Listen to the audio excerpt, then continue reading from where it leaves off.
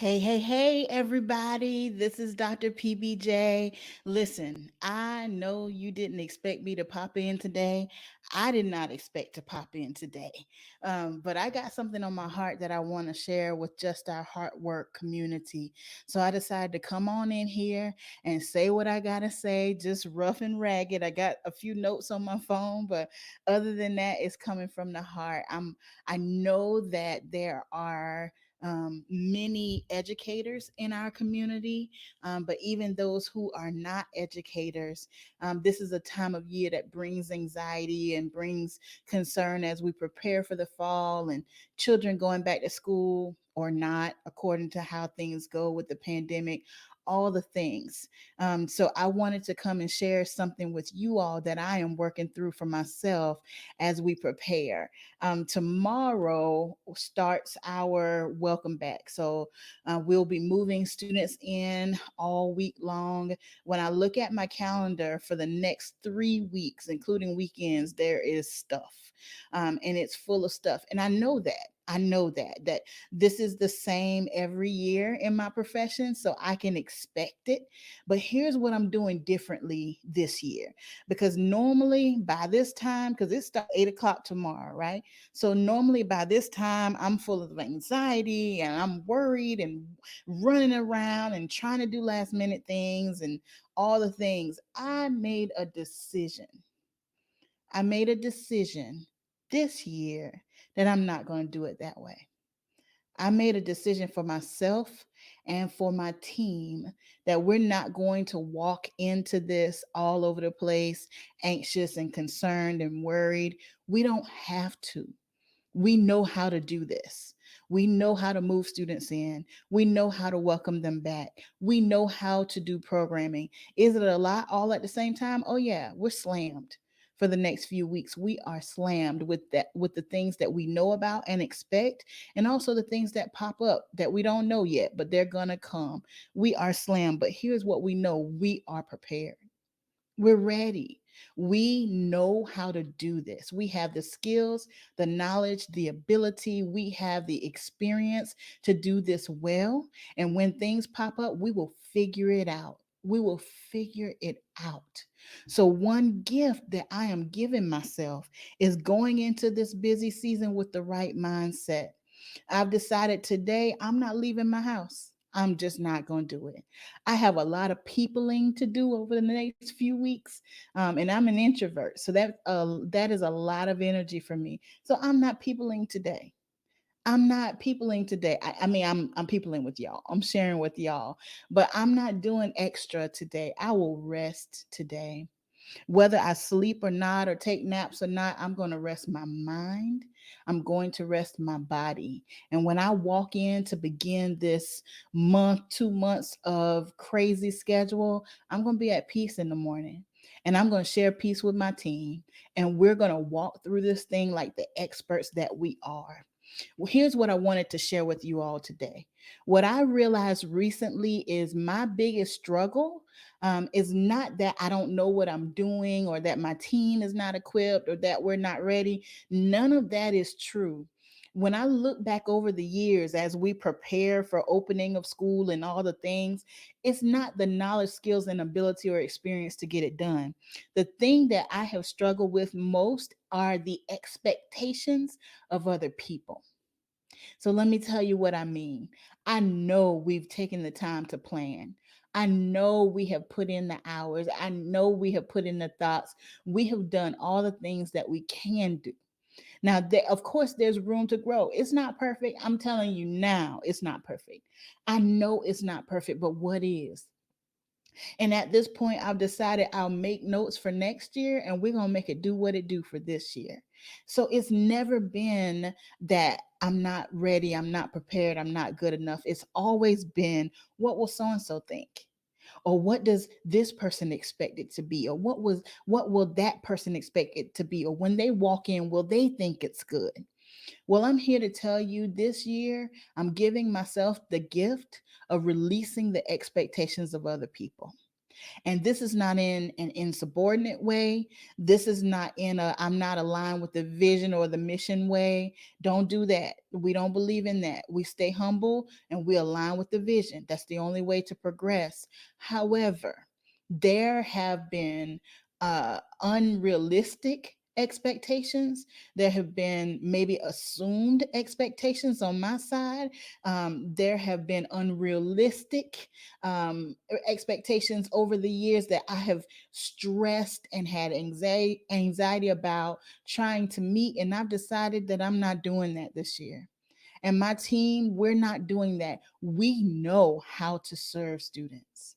We know how to do this well. We know how to make it work. We know how to work through a challenge. And we're going to do what we know to do.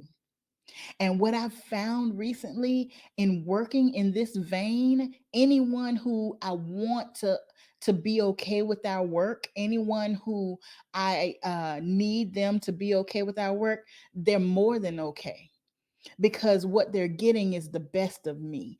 Instead of me trying to fit into the mold of what I think somebody else might want, I've decided to rest in what I know to be true and how I know to do the job. And when I do it the way I know how to do it, everybody's impressed. They're more than happy with it.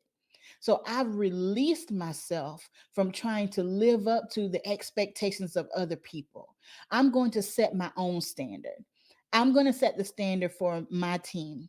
I'm going to set the standard for my work. I'm going to set the standard for how I show up. And I know in my heart, this is not an excuse to be lazy, or this is not an excuse to just give half. I never give half. I never do. So I know that my best is more than enough. So I am coming to give my best. So here's what I want to encourage you. Whose expectations are they anyway? Whose expectations are you trying to meet? Whose expectations are you trying to fulfill? Whose expectations are you trying to work up to? So, here's some questions I want you to think of as you think about everything you have to do and everything you're walking into. And as the fall begins, and for those of you who are not educators, there are a lot of educators in one way or another. But if this is not your season, any anytime, whose expectations are you trying to meet? And here's some questions to ask about those expectations. Are they assumed or real? So, are you assuming that people have higher expectations of you than you're performing right now? Or have they told you? Are they real expectations? If you are assuming that somebody expects more, or expects better, or expects a higher level, ask them. Get clarity on what the expectations are. The assumption that somebody thinks you're not good enough, the assumption that somebody thinks your work is not good enough, will overwhelm you to the point that you can't even perform. You can't even be as good as you are because you're stuck in trying to meet a standard that's not real. So ask the question. Find out what the real expectation is so that you can work towards that. So, is it assumed or is it real? Next, if it is real, is it realistic? So if the expectation is real, the expectation that you're working towards, if it's real, is it realistic? Do you have the resources? Do you have the time? Do you have the people? Do you have what you need to meet the expectation that has been set? Or do you need to have a conversation about what is more realistic and how you can build towards whatever the expectation is? Just like I told you all a few minutes ago, I know our welcome back is not absolutely perfect. Is it good? It's good. It is good. Is it better than last year? It's better. We've gotten better. We have progressed. It is good. And when my students and their family members walk in, they won't know the difference. They're going to enjoy it. They're going to be grateful for it because we're going to love them and we're going to take care of them and we are going to serve them. But I know that there's more. I know that there are things that we can do better, that we can do differently, that we can improve. I know that. And there was a day that I would be stuck in that. I would be so frustrated about where we're not that I couldn't celebrate where we are. I'm not doing that anymore. I choose to celebrate where we are now. I choose to celebrate where we are today. Our welcome back, our move in, our programming, our work, all of it is going to be good. It is going to be good. And I choose to celebrate the progress and where we are today, knowing that we still have a level to go and we will get there in time. But I choose this week to focus and celebrate right where we are. So, is the expectation realistic?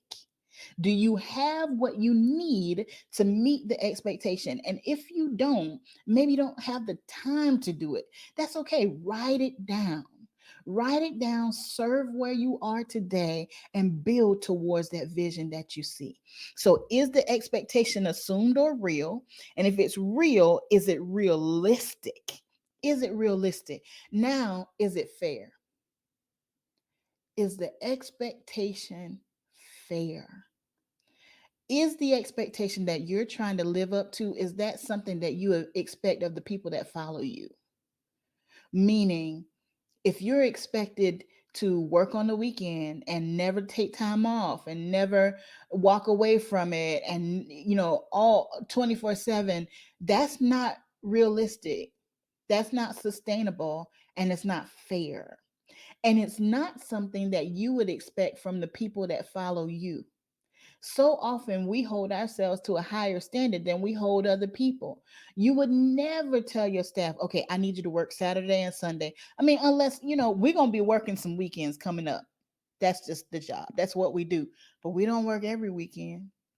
And I would never support any of my team members working every weekend. So why would I set that standard for myself? I believe they need rest. I believe they need family time. I believe they need to recharge. I believe that they can't be their best if they're working 24/7. So, why would the standard be different for me? So, is the expectation fair to you and to the people who you serve, the people who follow you, your team? Is it a fair expectation? If it is not fair, then you need to vocalize and help people understand what would be fair. Help them understand what you can do and what won't be done. Whose expectation is it anyway?